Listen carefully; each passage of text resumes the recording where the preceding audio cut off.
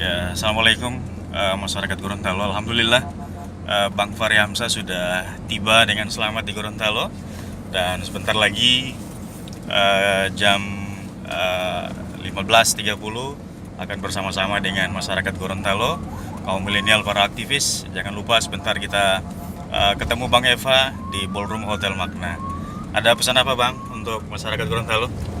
Ya, sampai jumpa nanti bergabung di Hotel Makna. Kita diskusi persoalan-persoalan bangsa kita, khususnya karena sebentar lagi kita ada pemilu, ada event-event penting yang harus disikapi dengan ilmu dan nalar yang baik.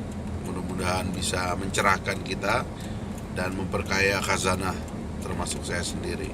Sampai ketemu ya. Baik. Assalamualaikum. Salam. Kita jamu Anda dengan menu akal sehat. Sampai ketemu.